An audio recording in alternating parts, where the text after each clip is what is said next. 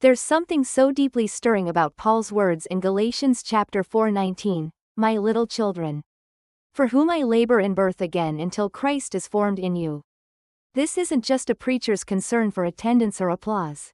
This is a father's heartbreaking, yearning, crying out for the very life of Jesus to be shaped and revealed inside of the people he loves.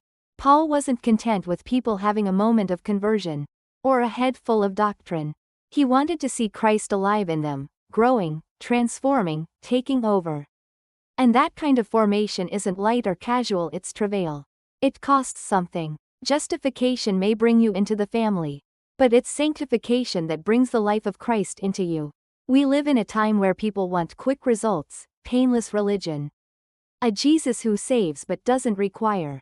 But Paul didn't settle for that. He didn't travel city to city getting applause. He was whipped, shipwrecked, thrown in prison, rejected, but he pressed on. Why? Because Christ was everything to him. He had tasted a glory that made all things else look like dust. His life wasn't defined by comfort, it was defined by Christ. "I am crucified with Christ," he said. Not "I once made a decision." No, he lived a crucified life. And the Spirit of God pulsed through every inch of his being. That's the cry of the Spirit even now: Christ, formed in you. Not just Christ admired, not just Christ preached, Christ living in you, Christ shaping how you think, how you love, how you respond to pain, how you endure trials. There's a depth the Spirit wants to bring us into. But most of us are satisfied with shallow waters. We've traded power for programs, presence for popularity, sacrifice for success. But I believe God is calling some of us back. Back to the altar, back to the upper room, back to travail.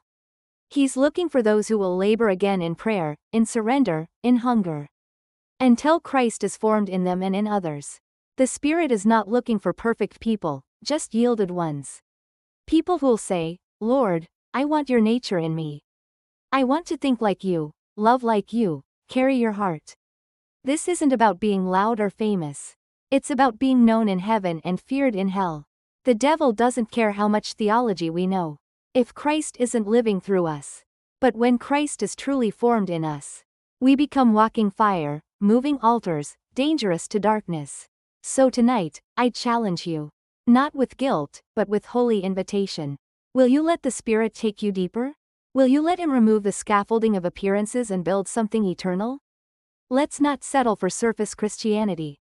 Let's not live and die with Christ merely spoken about. Let's live and die with Christ formed in us. The world doesn't need more polished Christians, it needs burning ones. Will you be one? Let's pray until he is formed in us.